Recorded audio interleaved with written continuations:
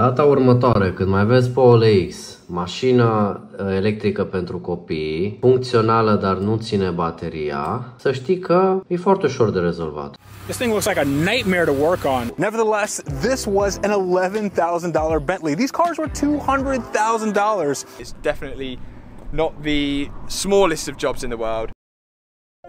Îi pui o baterie aici, avem invenție, și anume o baterie de Milwaukee la care am legat plus minus care merge într-un stabilizator de tensiune pe care l-am setat să fie undeva la 12,8 volți. Asta e ECU practic. Poți să zici că te dai o zi întreagă cu o singură baterie pe lângă faptul că am o grămadă. La baterie am băgat pur și simplu un cablu de 1,5 în clemă și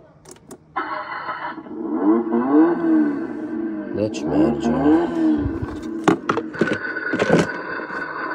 Și bateriile astea așa sunt făcute să cedeze. Dacă schimb cu una litiu-ion, mai ales astea folosite la sculele pe șantier, va ține o viață. Și ca și încărcare o să țină în jur de 10 km o baterie de genul, pe testate. Față-spate e greșit, lucru care nu e așa de grav. I-am dat pe față cum ar veni. Mașina merge. Bun. Și când vrem să dăm fix în spate, nu mai merge.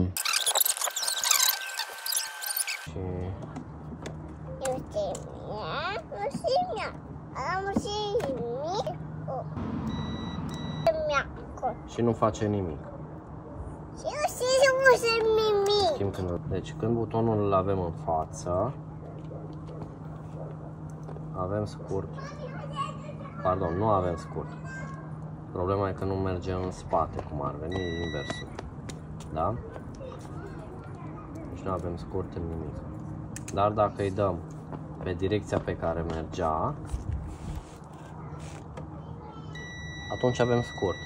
Și când îl oprim, nu mai avem scurt. Deci ăsta e 11 lei, ăsta e 90 de lei. Ăsta e un comutator industrial cu două poziții de on și una de off. O să-i dau jos izolația.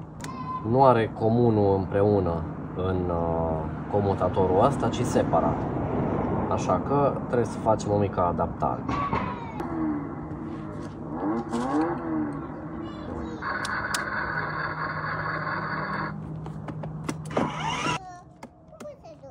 Da, mașina e gata. No.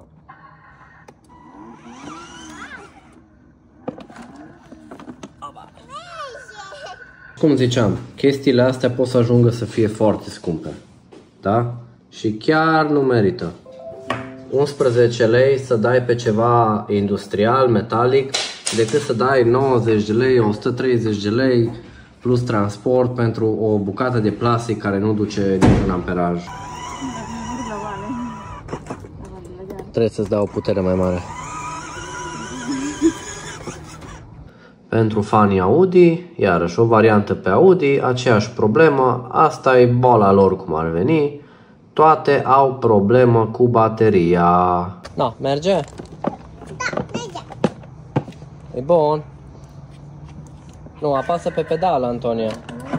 Ai. No.